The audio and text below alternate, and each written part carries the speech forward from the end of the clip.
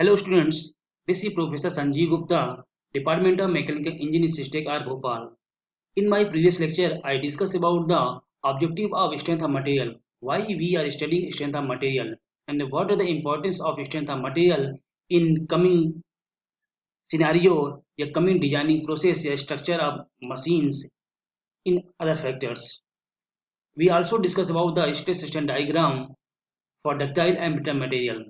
In this lecture, I am going to discuss about the different types of properties of material due to the tensile or compressive load, extension and shortening of a bar, some basic numericals related to extension and shortening of a bar, and elongation of bar due to self weight. These are the different types of properties, that mechanical properties like strength, ductility, hardness, creep, fatigue, resilience, toughness, brittleness, malleability, stiffness, plasticity, and elasticity. Now I am going to discuss one by one. Elasticity, यदि हमने stress strain diagram में हमने देखा था when you applied the load, when you applied the external load, body deform, and if we remove the load, body regain to its original shape. यदि हमने किसी body पे लोड अप्लाई किया उसमें डिफॉर्मेशन हो गया, लेकिन जैसे हमने लोड को रिमूव किया अपने ओरिजिनल शेप में आ जाए, दैट्स का elasticity. Just opposite of plasticity. यदि आपने किसी भी बॉडी पे लोड अप्लाई किया और यदि आपने लोड को रिमूव कर लिया तो उसमें बॉडी अपने ओरिजिनल शेप में ना आए, मीन्स उसमें परमानेंट कोई डिफॉर्मेशन आपको रिप्रेजेंट हो या शो हो, that's called plasticity. Ductility that is in simple words can be say that कि आपने यदि किसी बॉडी पे टेंसाइल लोड अप्लाई किया, टेंसाइल फोर्स अप्लाई किया है, can be drawn into a wire form, mean बहुत ही थिक, बहुत ही थिन वायर फॉर्म में चेंज किया जा सके, that's called property of the material, that is ductility. Brittleness just opposite, कि आपने the lack of ductility means brittleness, हमने material, a material is said to be brittle when it cannot be drawn by the tension to the smaller section, means इसको हम wire form में change नहीं किया जा सकता. Malleability is a property of a material which permits the material to be extended in all direction without rupture, means कि ऐसी property जब हम किसी बॉडी पे कंप्रेसिव लोड अप्लाई करते हैं तो उसके थिन शीट फॉर्म में चेंज किया जा सके, दैट्स कॉल्ड मेलेबिलिटी. टफनेस, यदि हमने स्ट्रेस स्ट्रेन डायग्राम की बात करें तो up to the fracture point, कि जितनी energy store up to the fracture point which energy are stored, that's called toughness. And hardness is the ability of a material to resist indentation or surface abrasion. The Brenner hardness test is used to check the hardness. Creep, that's called permanent time-dependent deformation. Fatigue is the situation in which component is subjected to cyclic loading. Cyclic loading means once a tensile, then another, that is compressive. Tensile, compressive in a cyclic form.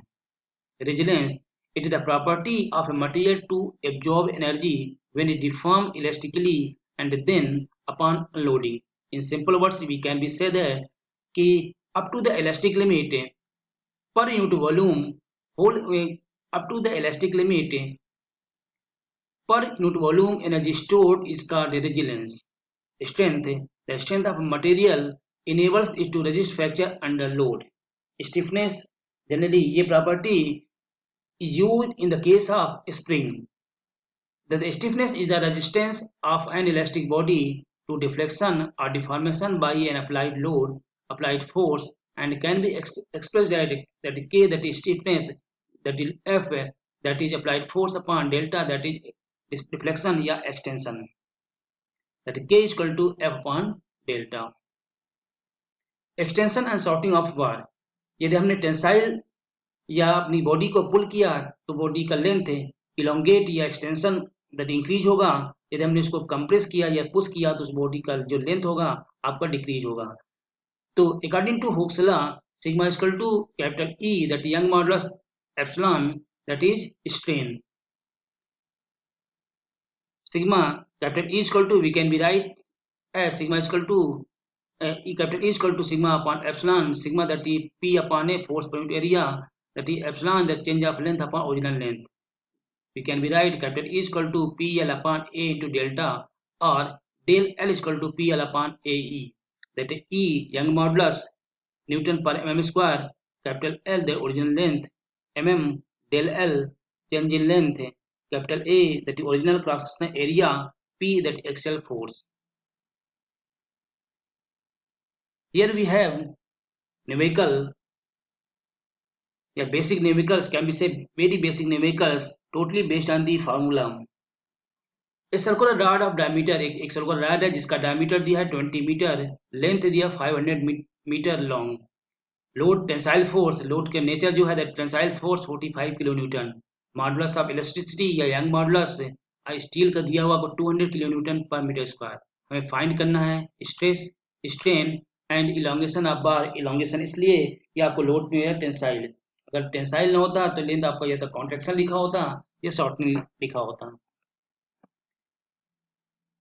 सबसे पहले हमने given data को लिखा, capital D that diameter 20 metre, L length दिया है 500 metre, P 45 kilo newton, change we can reach 45 into 10 power 3 newton, E 200 kilo newton पर metre square, या 200 into 1000 newton पर mm स्क्वायर, या 2 लाख न्यूटन पर metre square. Using the relation sigma is equal to P upon A, P that is load tensile force 45 kilonewton, A pi by 4, A that is cross sectional area pi by 4 d square. हमने value put कर दिया P का और diameter का, तो हमें sigma value मिल गई 143.24 न्यूटन पर metre square. We knew that capital E that is young modulus equal to sigma upon E. Capital E की वैल्यू ऑलरेडी दिया हुआ है, सिग्मा की वैल्यू दी है, तो हमने यहाँ से वैल्यू पुट करने के बाद कैलकुलेशन करने के बाद E की small E that is strain की वैल्यू मिल गई 0.000716. Similarly, we know that strain is equal to change of length upon original length. Strain की वैल्यू हमने फाइंड कर लिया, वैल्यू पुट कर दिया. DLA दैट इज हमने फाइंड करना इलांगेशन ऑफ बार, कितना आपका चेंज ऑफ लेंथ हुआ, एंड 5 हमने वैल्यू पुट कर दिया, तो यहाँ मिल गया चेंज ऑफ लेंथ या elongation of bar DL is equal to 0.36.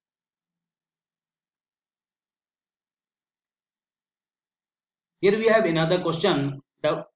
In this question given that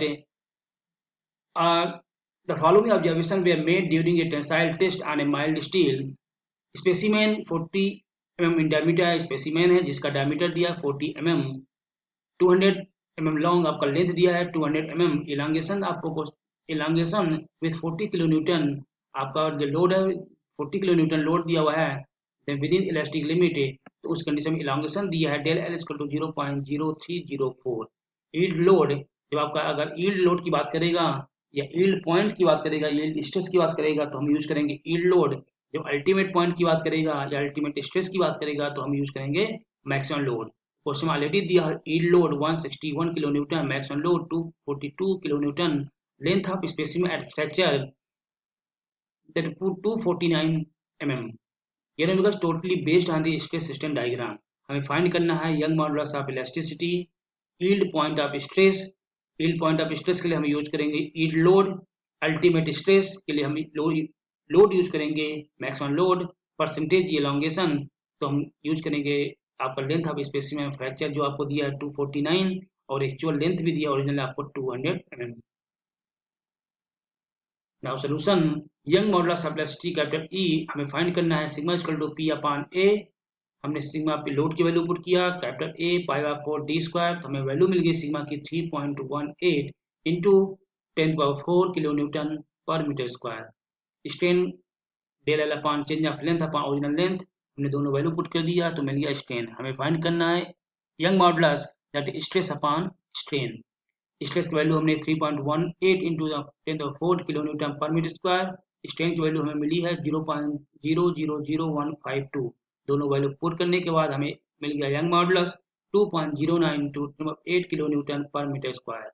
yield point stress के लिए हम यूज करेंगे load, yield point load, area cross area हमने ऑलरेडी फाइंड कर लिया है, तो हमने वैल्यू पुट कर दिया yield point load 161 upon pi by 4 0.04 meter square whole square.